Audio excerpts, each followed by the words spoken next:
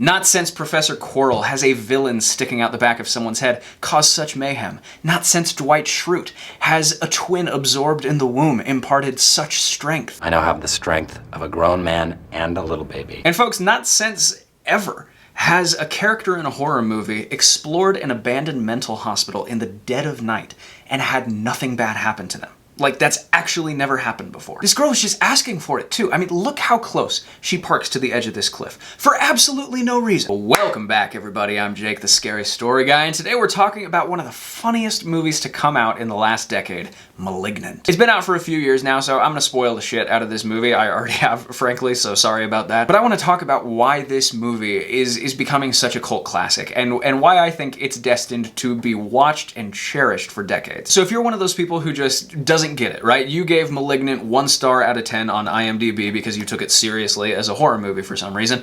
I'm telling you now, you're not gonna like this video. But if you're cool, all right, you're part of the cool kids club, you sit at the cool kids table, then you should like this video and subscribe to this channel, because that's what all your friends are doing. Now, I have to say, in fairness to the people who don't get it, this was just marketed as a straight-up horror movie. Like, from the man who brought you Saw, and Insidious, and the Conjuring cinematic universe, and way too much Amber Heard screen time, comes the next horror sensation. And the trailer basically looks like a haunting slash crime thriller, right? Just straight-up demon ghost type stuff. Yet again, proving my thesis that trailers are the single biggest plague on the horror genre today, whether they're giving viewers the wrong expectations, or just giving away way too much of the movie constantly, or making it so that you get to your local theater on time and your movie still doesn't start for half a hour. Nevertheless, this is not a scary movie, and it doesn't really even seem to be attempting to scare people, except for maybe 1 or 2 jump scares in a creepy house early on. Great house in this, by the way. Really well chosen real estate. I love a good horror house. But what this movie is attempting to do, it seems, is to entertain people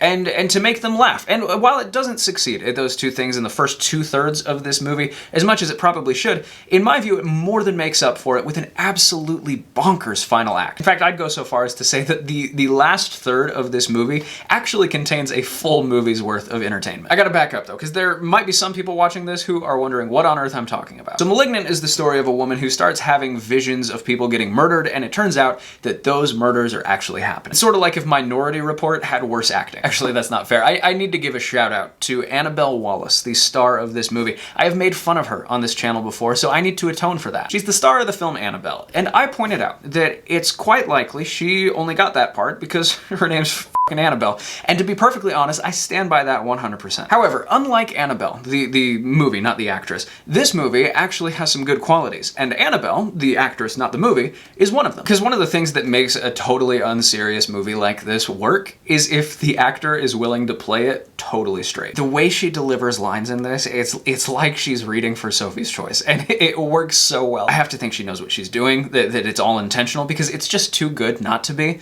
Every line she there's a scene where she tells her sister that she's adopted, and she says it with all the gravity of like, sir, a second plane has just hit the towers, and then the music swells to this absurd degree, and it's so incredibly funny. I can't even do it justice. But anyway, so the reason she's seeing these murders is that she's actually committing them while being possessed by Gabriel, her conjoined twin, who got mostly removed when she was a child. I say mostly because a bit of him is still there in her brain, and when her husband smashes her head against a wall in a scene that is a little tonally jarring, it's kind of intense, Gabriel wakes back up. And when she's under Gabriel's influence, she basically turns into a John Wick who does everything backwards, right? So that Gabriel can see out the back of her head. And when I tell you that this leads to some of the most insane action sequences you will ever see in a horror movie, the body count of the final 20 minutes is just outrageously high. Like, you don't see this woman going to jail for the rest of her life because the credits roll before that, but that's absolutely what's about to happen at the end of this movie. Because the movie ends kind of happy. She's like, oh, I finally know how to control Gabriel now, and I'm finally at peace with my family life. And meanwhile, there's like 5 dozen dead cops in the hallway. I mean, come on. That is so good. Now, the first time I saw *Malignant*, I think my expectations were weird, maybe my mood was weird, I didn't totally get it. I was just so bored for most of the runtime that a lot of the more subtly funny moments sort of escaped my notice. For instance, the first shot of this movie is of a mental hospital that looks like it's Minas Morgul or something, like the ring wraiths are about to run out of it. Like, I honestly can't believe that this building exists. It looks so crazy. And that shot is only funny when you know what kind of movie this is. And it's directly followed up by this lady doctor, like, looking straight into the camera and giving maybe the worst line readings of the decade. But then, to be fair to me, it does get kind of tonally inconsistent, right? There's a fairly horrific sequence of domestic violence, like I said. A woman has a miscarriage. It starts playing things pretty straight. On rewatch, I was able to move past that and kind of enjoy all the subtle craziness because I knew what was coming. But I must admit, if you are watching this movie for the first time and you don't know what to expect, you will spend probably the first hour of this movie very, very confused. I think it's probably just a pacing issue too, because in the middle, there are stretches of probably 10 to 15 minutes where nothing funny happens, nothing scary. The movie just kind of plods along. But then it hits you with something like these cops, they do this aging software on a photo of a little girl who was a patient at a mental hospital 30 years ago, right? And you know it's the main girl, so you expect the aging software to make it look like the main girl to some extent, but it's literally just a picture of Annabelle Wallis. And I just think because I wasn't expecting something off-the-wall hilarious the first time I watched this, details like that sort of either escaped my notice or I was inclined to think like, oh, that's just dumb. This rewatch bumped the whole movie up an entire star for me, because at the end of the day, you can't knock a movie for being bad when it knows it's bad, when it's actively trying to be bad. And there's just no denying that that is the case here, right? Like, James Wan is a very capable director. He knows what he's doing. He's directed some of the most effective scares of the decade. That's just not what he's going for. Guys, at the end of the day, I will be the first to admit that *Malignant* is not going to be for everybody, right? It's poorly paced.